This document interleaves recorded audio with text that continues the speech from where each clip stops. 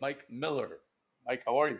Good morning. I'm very well. Thanks for having me. No, thank you for coming on and giving me dedicating some time to us. And you know, through all the mishaps and miscues and cross ups, we're finally here now, safe and It sound. makes it that much better.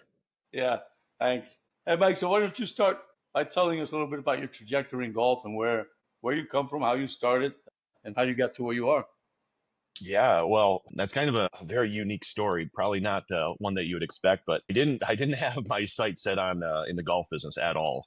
When I was really young, my dad was a golf professional and was kind of around it. He didn't really like dive deep into the swing or anything like that. It was kind of like here and there. We would go to the driving range or go out on the golf course. So I was around golf, but he never gave me tips on how to swing or anything like that. It's like, hey, let's go out and have fun. And then I was a hockey player. I played every other sport in high school. Hockey was my main one. And then one season, I played baseball in the fall and I separated my right shoulder, my throwing shoulder. And so I couldn't play baseball that season. So I'm like, well, it doesn't hurt to swing a golf club. And so I went out, I think this is my sophomore year and played golf on the high school team. And I'm like, all right, like this was fun, but it wasn't anything serious. Went to college and I went to college to become I want to be a fire investigator. So I went through the firefighting school and all that stuff and then moved to Arizona. So originally from Wisconsin, moved to Arizona thinking, hey, I'm gonna move to Tucson. I'm gonna get on the fire department, and that's just how things work. I've never had kind of the life lessons of, hey, don't put all your eggs in one basket. Things don't always work out apparently. So, and that's what happened. So I moved to Tucson thinking I was gonna get right on the fire department. This was 2007 ish. I tested for the Tucson Fire Department, and there's like 1,500 other people taking that test for like 30 spots. And needless to say, I didn't move on. And then the next year, the economy tanked. 2008, the economy hit and they went on a hiring freeze. So I'm like, well, I don't have a plan B. And I got a job at a golf course just on the golf course maintenance side in Tucson at Ventana Canyon. So I said, okay, well, at least if I'm not, well, while I'm waiting to get on the fire department, I'm going to play some golf and get a job at this golf course and play some good golf. And so that's what I did. I worked there for about 2 years, and every day it was like I was there for the golf. I like, hey, this is fun. It's a beautiful course, a couple $100 per round, and I have access to it. So I took full advantage of that every day after work, just kind of hitting balls, practicing, playing.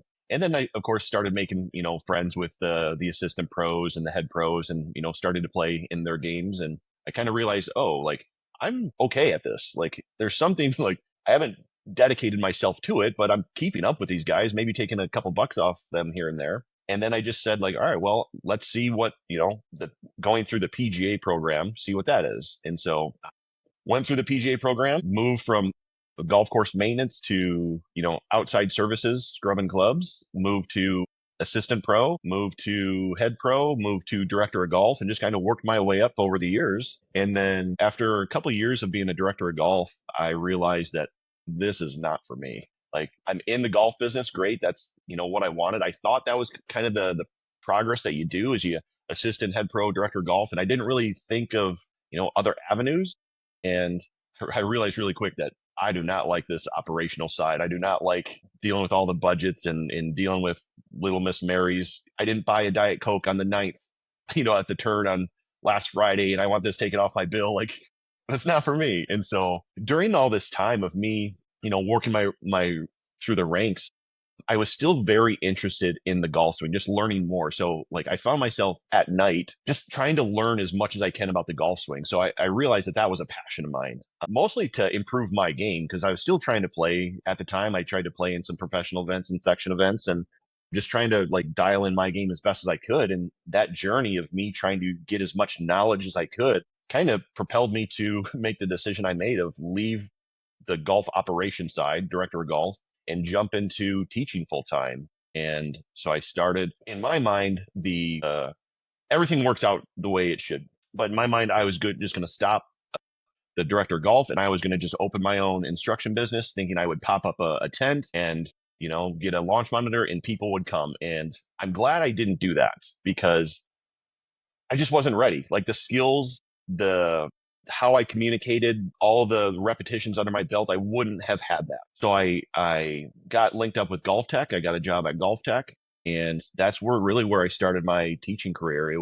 I have nothing bad to say about Golf Tech. They do a fantastic job with training, the students that you get, the relationships you make, the technology they have, the training. Like they do fantastic job. So I worked there for about three years, maybe 4 years, and just really started to dial my craft. I just felt in a really good spot. I know my stuff. And then about 2 years ago, 2.5 years ago, I decided to go out on my own, be independent, and here we are. So I've been doing my own thing for 2 years and couldn't be happier. You haven't looked back, is what you're saying. Haven't looked back, and I will not be looking back. That's an interesting thing because yeah, we have somewhat similar backgrounds where my my golf my golf expedition became was a result of an injury or from other sports, and so that's how I got into golf. And then it was later. I was at Yeah. 25, 24, 25 years old when I first started playing. And also, reverse of you, I was a general manager for a golf facility, and they were teaching pros. They had like 8, 9 PGA teaching pros under me. I wasn't PGA because it was a corporate environment. And I can understand how somebody who's not ready for it gets some silly. I Yeah. mean, some phone calls where people don't want to get off the phone and they're just talking about the most trivial nonsense in the world. I And know. sitting there I know. patiently and having to, like, try to be courteous and polite. And you're like, wait. Yeah. Yeah. No. We're speaking the Nothing same worse than language that. for sure. There's nothing worse than that. Yeah. So yeah. So let's go forward now. So what would you say your major influences have been in your style? How did you Um, develop? Do you have, I mean, you have your own style, right? You're an individual. yeah. Yeah. So I'll kind of give you two answers to this. I've had more people than I can count tell me that I should have my own reality show. Ever since I was young, people said, "Hey, you should have your own reality show." And so I've kind of heard that, and I've never like thought twice or even like made that more than just a funny comment. And then when I was starting to branch out on my own to do my own instruction, I reached out to a buddy of mine, Romeo, a good buddy, very savvy businessman, and I just said, "Hey, this is what I'm starting to think about doing, and like just kind of help me out. Like, give me some. What do I need? I don't know how to have my own business. I don't know what I'm doing. Just kind of help me." And we sat down together, and he just said, like, record everything. And he once again he verified. He just kind of said it again. He goes, people have had golf lessons, but they've never had a golf lesson from Mike Miller. And I think just my sense of humor. I've had a little stint with stand up comedy before, so I got into that. I bring joy. I'm happy. I bring laughter. Golf instruction is great, but it should be fun. And I promise you, I'm going to have fun. If even if you're not having fun, I'm going to have fun doing it. So that's kind of my style approach is like, let's make this as fun as we can. Let's get better at golf, but let's not take it too serious. Let's just remember, hey, we're doing all right here, even if we don't hit a perfect shot. As far as my, I guess, mentors, if you can see this poster right up there, that's an Andy Plummer special. So Stack and Till with Andy Plummer, Mike Bennett, very, very influential, just how they teach. Nick Clearwater, I know he's been on your show with Golf Tech. That's my boy. Those, That's my yeah, homeboy. yeah. I mean, just that philosophy, like of having a method, having a model swing, using a system to approach how to problem solve it. Like it doesn't make sense any other way. And so some people get it, some people don't. I think at some point, all of golf instructors who kind of follow this methodology and systematic approach have had to fight an uphill battle. It's kind of defend ourselves, but then we kind of reach a point where like you do whatever you want to do. Like we've kind of said our piece. We've made our case of we think this is the best approach on how to problem solve and improve golfers. And whether you want to do it or not, it doesn't matter because I'm going to keep teaching the way that I know how to teach, the only way I know how to teach, and that's a structurally sound, fundamentally sound, mathematically sound, geometrically sound way to teach. Yeah, I mean, so yeah, Stack and Tilt has had its detractors over the years, and I mean, nobody's caught more arrows than Plummer and Bennett, Yeah, and it's still there, still withstood the there, still test of standing. time. Moreover, whether you describe it as, method teaching or whatever, if you're improving 65 to 70% of the people that come to you, Yeah, you're batting way higher than anybody in the rest of the field. very much so. You know what I mean? It's, And to you be know, honest with you, it's not that different than what anybody else is teaching, right? It's not some crazy wackadoodle swing. it's not, It's it's it's not the the juju it's swing. a It's not the no, juju swing. no, The juju. no. And I forgot the guest you had on. I was watching one of the episodes or one of the clips, and they was talking about the X Factor and the misconception about the X Factor of trying to keep the trail leg straight. I'm sorry, keeping the trail leg bent at P4 at the top of the backswing. And well, same thing. That was a misconception I had. Like that was what X Factor actually meant. Like, or because that was my interpretation of what the X Factor was. But then when you had your guest on, it was like, oh, that's not really what they were talking about. So it was like somebody told you some information that didn't fully understand, and then it just keeps getting passed along, and you're like, stack and tilt is bad. X Factor is bad. And like, tell me more. Tell me why. Well, I don't know. My neighbor told me it was bad, and I don't Well, know yeah. why. Well, I mean, well, the X Factor thing must have been a general misconception where people were creating restriction. Yeah. Ledbetter taught a lot with the bent right Right. knee. Yes. Faldo was obsessed with that. I'd keep my knee bent and this and that. Hmm. He was trying to eliminate all this excessive movement that they had with the reverse C and the hand Yeah. slip in, which is like that 70s. You see Johnny Miller and these guys are all like this, and Uh-huh. Weisskopf, and they bat on the Yeah. back, so they tried to. And so I guess somebody wrote, I mean, we know who wrote X Factor, but I think that, yeah, a lot of people misconstrued that. I think you need Yeah. that, but in the other direction. So you want to have that X Factor on the downswing, not on Right. creating this. And once again, I was a victim of that So was I. I information. mean, Granted, I still see people teach keeping the trail knee flex and restrict the lower body against the upper body at P4. But at the same time, like there's when you don't have all the information and you just kind of go by hearsay, there's gonna be some lost in translation happening, and that 100% happens with stack and tilt, in my opinion. well, I mean, stack and tilt is not. It's just it's a preferred method of teaching. Plummer comes from those guys come from the golfing machine to Morad, to Mac Yeah. O'Grady. Later on, stack and tilt. So they've done their homework. So Yeah. whatever they're saying, they seem to have the data to back up what they're doing too. So it's not like Yeah. all right. So and I don't And see I guess anything like Yeah, and I guess that's the only way that I know how to teach. So there's, you know, I hope that I don't ever contradict myself, but with Stack and Till, like, hey, it's kind of pretty cut and dry. There's, when you see something happen and look through this lens to correct it, and if you don't have that, I guess, system or approach, there can be certainly a lot of contradictions happening. And fortunately for me, I fell onto Stack and Tilt early.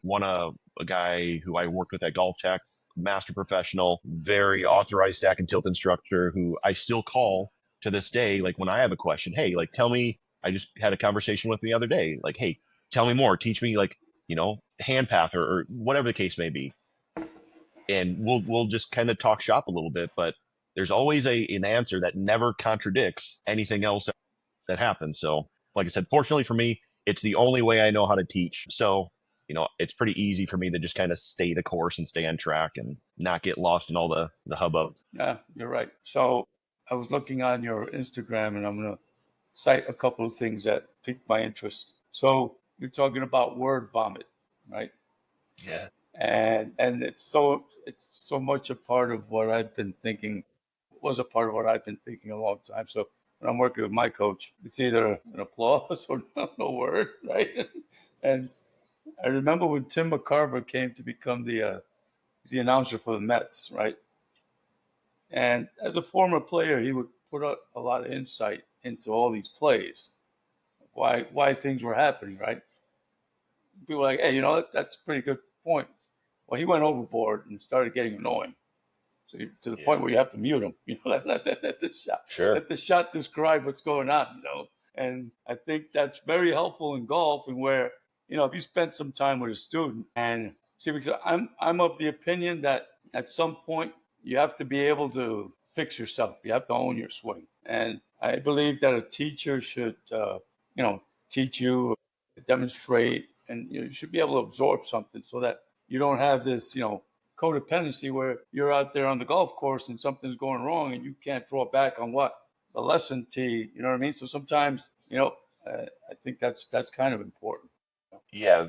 So I guess going back to the question you asked me earlier about kind of my method, the journey of me trying to better my game and have a better understanding of how the golf swing actually works. I don't ever want to be the instructor or teacher who tells somebody to do something within their swing without an explanation of why. Like I want to I draw a blueprint. I always stack and tilt. They say the three fundamentals of golf: low point control, distance, controlling the curve.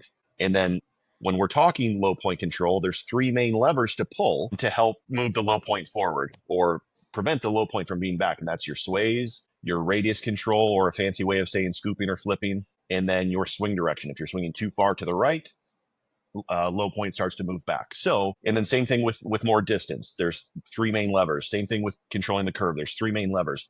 My goal is to teach all of my students what those main levers are, how to move the low point more forward. And then with sways, there's layers of sophistication that you can dive deeper. Okay, well, within sways, what can we do to help keep your centers more stable or moving more towards the target? What can we do?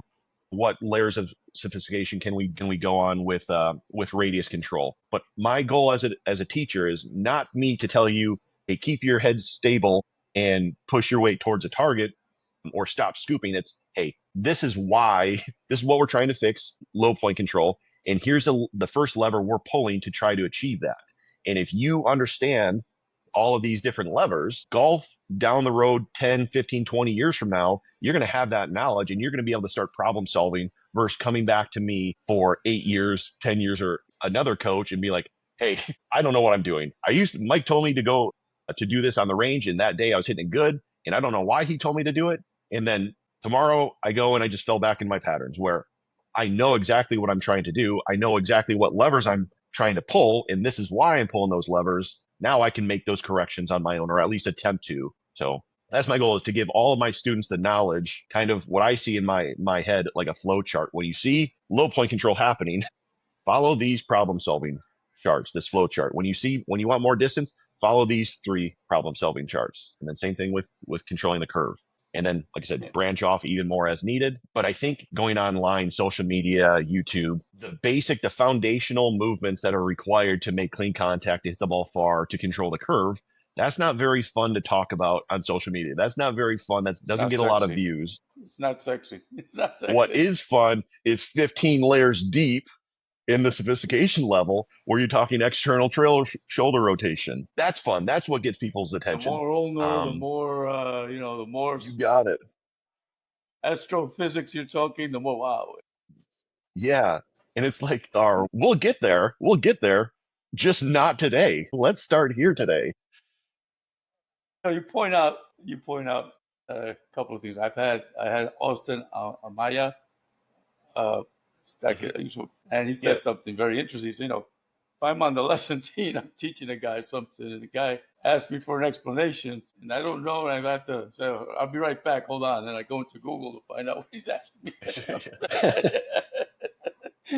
Let me hold on. Let me Google it. I mean, how true? How true? And then you point out, so Andreas Ki is a good friend of mine, right? Awesome, and, yeah. We go back from when he first started and all that. I'm looking at his guy. He credits, gives Andy Plummer. Yeah. Yeah. Mike Bennett, Andy Plummer. I get. He gives Andy a lot of credit for his body of work. The guy's turning out tour professionals, and he's, high level young kids competing at the highest levels and major championships and all that. And he initially, and this is where we go back, where I had talking to my friend Nick Clearwater, right? We watched the interview. He said, I think one of the most detrimental things that happened to Stack and Tilt was that, the look of leaning left, and everybody had this impression that you had to be, Charlie Wee, and then there was a video of Steve Elkington doing something like this, and they took it down. And everybody said, well, wait a second. Yeah. This looks scary. Yeah. It wasn't that way. No. Andreas says, these are the parameters, these are the basics, these are fundamentals. And within that paradigm or that spectrum, I'm creating my swings. As long as they adhere That's all it is. The basics That's all of it what is. it is. The fact that not everybody's going to look alike. Something that was not pushed forward by them. And I think there needs to be some room for individuality within that paradigm. So, you have these basics, these fundamentals, as you say, right? Low point control, Yeah. curvature, and distance, having enough distance to play the golf course, right? Within there, there's going to be people that are going to apply those fundamentals, and they're not going to look like the next guy. Am I right? People have limitations, and I understand that. Like, everyone has limitations. I have limitations. So the tour average, depending on what motion measurement you use, is approximately 90 degrees of shoulder turn at P4 at the top of the backswing. If somebody has limitations and let's say they only have 50 degrees of shoulder turn, does that mean that we just stop there and say, hey, 50 degrees is enough? Or do we try to get them to 60, to 70, to 80? Is there things that we can do to get them closer to 90? Even if they can't get to 90, 50, anything past 50 is probably going to be more beneficial. So let's just try to get them closer to the tour averages or the model swing that we would use. And that's going to progress people further, whether they have limitations or not. Getting them closer to the tour averages or the model is going to be more beneficial. And then there's always the little nuances, the individualities of, bowing the lead wrist or cupping the lead wrist at the top or whatever. I mean, how much knee flex? I mean, but all the best players in the world, they're all demonstrating very similar patterns for the right-handed player: left shoulder down, trail knee straightening, hands in, arm straight. So, and so the model is based on tour averages. Is that fair? Just talking wrist conditions, right? We can talk. I see people talking. Oh, you need a bowed lead wrist at the top of the backswing. Here's Dustin Johnson. Okay, well, let's go to his brother Zach Johnson, who's here. Who's right and who's wrong? Well, I'm not going to say either one is right or wrong. But what I can promise you is they both are able to square up that face at impact. So these are little nuances, but what they're both doing is they're straightening the right leg, they're tilting their shoulders down in left tilt, their hands are working around them. So let's get those pieces right first. Then we can start talking these little details and which one fits your pattern the best. Right. So so I want to try to clarify it. So within these fundamentals, there's individual stroke patterns as well. Is that correct? Does that sound right? I would say that there is a commonality in stroke patterns with all the best players in the world. And then deeper you go, there's going to be some individual stroke patterns for sure. So if you're building a house, very much so, yeah. If you're building a house, there's a structurally sound way to build a house. You lay the foundation, you put up the walls, the support beams, whatever the case may be. But then once you're inside, hey, like we can pick out the intricate details of the cabinet colors or the handles or whatever the case may be. Whenever you can, and of course you can look at some of these fancy houses, especially here in Scottsdale. There's some really fancy houses that kind of break the mold of, all right, maybe this designer, they built a crazy house that is featured in magazines because they did it some special way. 99.9% of all the other houses, they are built with the same structurally sound way, with the same foundation first, walls built structurally sound, support beams, and then all the little nuance pieces are individual. So I guess going back to go ahead. I'm sorry. No, go ahead. Yeah. Well, then you can just have some individual pieces, but people get very quick to look at point out those individual like nuances within golfers, but they fail to realize, hey, all these golfers are doing more of the same thing than they are doing differences. They're all extending their spine at P4 from P1 to P4 at the top. They're all demonstrating some sort of extension of the spine. Now, whether it's back to fully extended or in 2 degrees back bend or 2 degrees front bend, they are all going from approximately 40 degrees at P1 to close to 0 at P4 of extension. They all are demonstrating that they're all turning approximately 90 degrees, 88, depending on what motion measurement you're using. They're all demonstrating that the lead shoulder is starting to tilt down from P1 to P2 the most. About 50% of that shoulder tilt is happening from P1 to P2, and they're all demonstrating this. But once again, you can nitpick some of these players and say, oh, well, look at this player. He doesn't have as much shoulder tilt from P1 to P2. That must not be right. But if you look at the averages, okay, now that's where things start to even out. Because I can handpick as well. I can show you players who have more shoulder tilt from P1 to P2 than the tour averages. So do you want to look at this and call balls and strikes the way they should be, or do you want to kind of nitpick and choose who you're looking at and to skew the information in your But favor. there's always going to be outliers, and you have to, statistically speaking, first thing you do is you take a standard deviation. You say, okay, this is whatever is not within Yeah. this 1 sigma goes out. So just Yeah. okay, Yeah. yeah, so yeah, if you're going to Yeah. do that, that would probably be the way to go. So I was watching another thing that kind of like how I work is a distribution of golf balls during a lesson. Yeah. That sounds like okay. So I'm sitting there with Greg McHatton, right? He's got those big industrial garbage cans, like a Oh yeah. big plastic gray Yeah. garbage can, full of Sure. golf balls, right? And I'm like, boy, yum yum, right? Taking a lesson, I take like 12 practice swings, right? And then he goes like this, one. Yeah. There's a certain amount of value in that, It's hitting your shot, analyzing it, going over it, see what happened to it, And I mean, if you sat there and just beat balls all day, I think that there's Yeah. it's so logical to like let's evaluate what's going on here instead of just Yeah, very much. Once again, like I want to be clear that whenever somebody starts out teaching, they're not good. But what gets them better is the repetitions, the repetitions, the repetitions. And when I first started teaching, I made a lot of mistakes on word vomit, on trying to prove myself, trying to prove that hey, I know what I'm talking about. So me giving them more information that's needed just to kind of boost my ego a little bit. Like he yeah really knows what he's talking. But those little nuanced things of hey, when I am trying to say something that's of value, your head is down and you're whacking balls, and I'm still trying to talk. Like, how right do we stop this? Well, here's an easy way. I'll control the golf balls. So if I need something to say, I'm going to make sure that it's being heard. yeah. And if you don't like that style, if you want to whack balls, maybe I'm not the right instructor for you, and that's okay. All right, well, let me give you the other end of that spectrum. So I go out to take a lesson way back a long time ago. The pro is actually a personal friend of mine. We go take a lesson from this cat. Now he's renting a stall and he's paying for the balls. Okay, so far so good, right? I go in there I and know start to exactly where talk this to is him going. about. So that's like I spent 45 minutes. I hit two balls, right? I went there.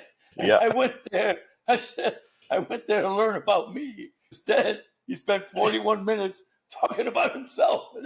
All right, time's up. I'm like, what Yeah. could be both ways.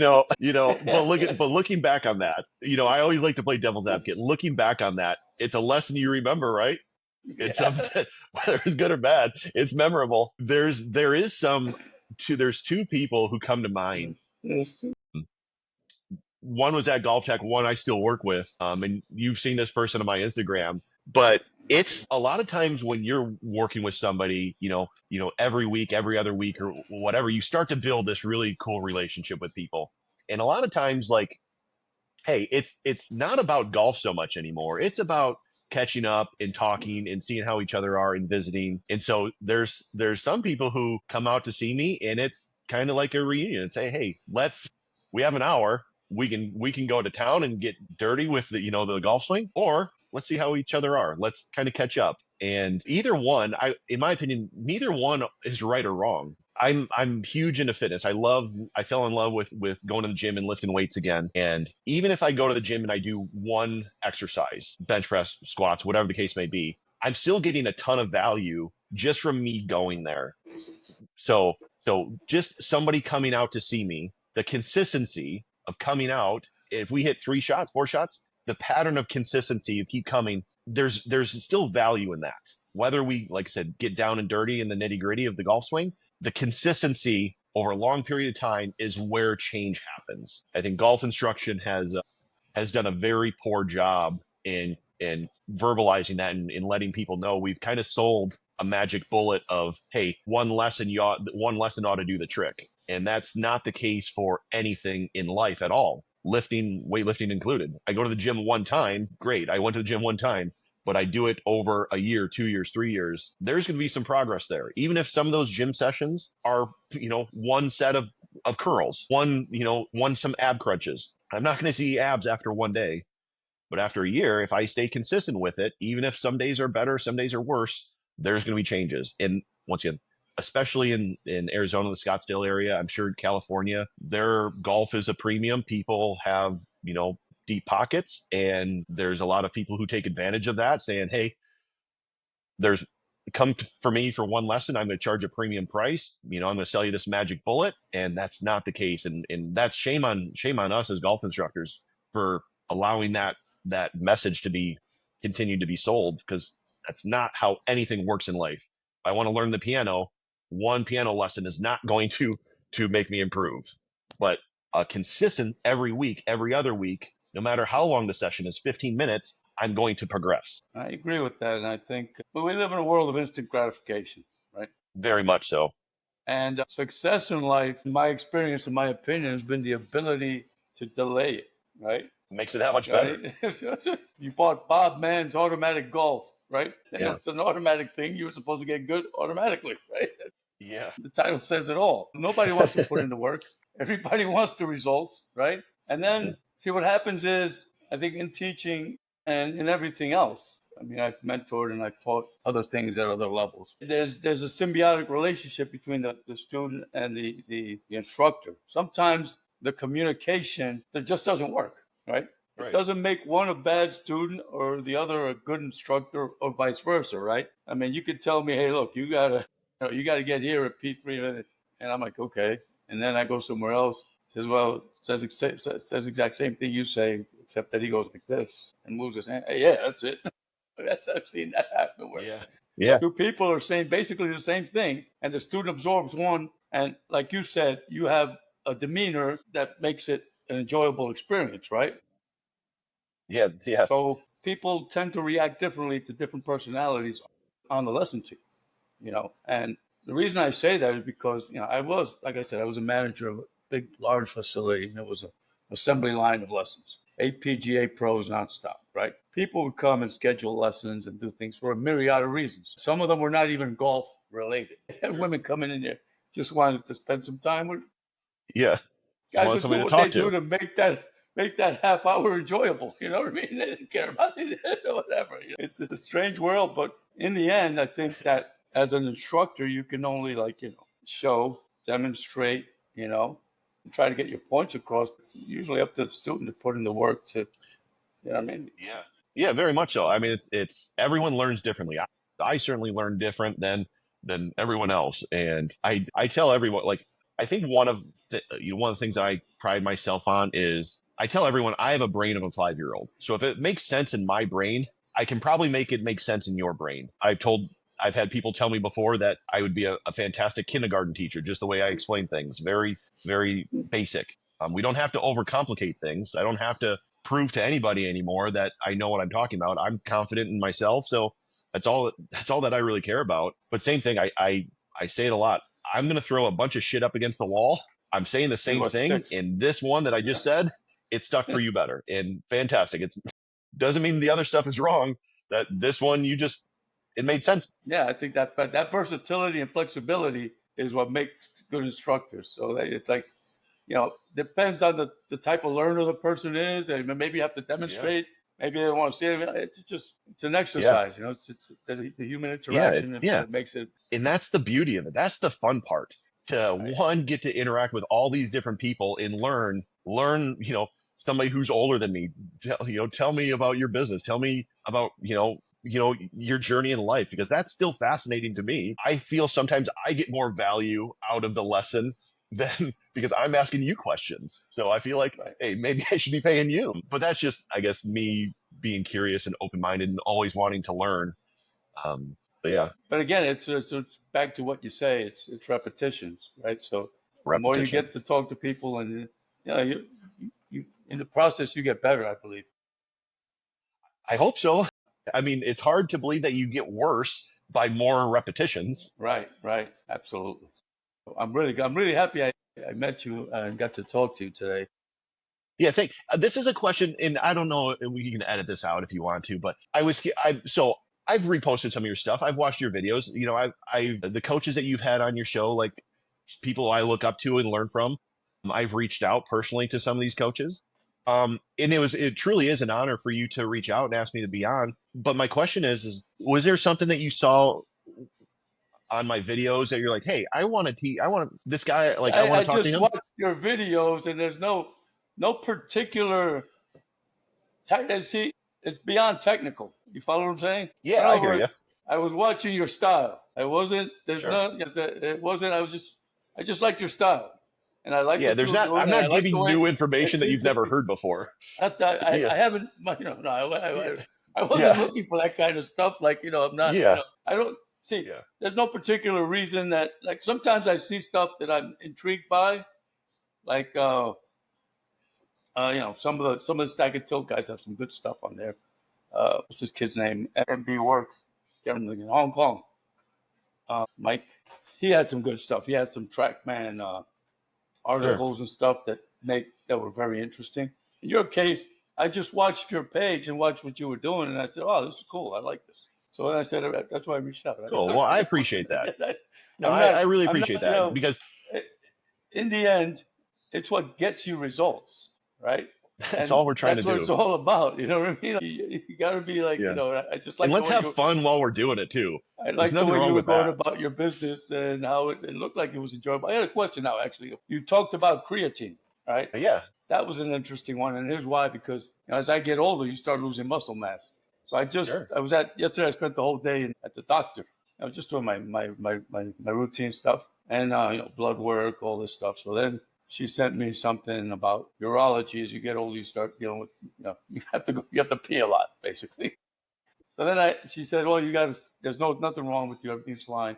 So then I wrote back to her. I said, "Hey, can I take some creatine supplements?" And I was like, "She says the doctors haven't gotten back to me, but I was thinking about it, and I see that you promote or kind of promote it for, I guess, in your own case. Does that sound right?" Yeah, so I have no affiliation. No one has ever reached me out for promotional anything. So anything I do or talk about, it's something that I take personally. So creatine was kind of targeted as a muscle building supplement. So if I wasn't a golf coach, I would probably be a personal trainer just because I felt once again back in love with the gym. I like teaching people. So golf in my free time, like if I'm scrolling on social media, what I find my pages, social media pages, it's golf and fitness. Like those are kind of the two things in my realms. I have a huge passion for fitness, lifting, but creatine was kind of targeted as a muscle building supplement. What they're finding now, kind of 5 grams was kind of the standard dose for muscle building, and really it's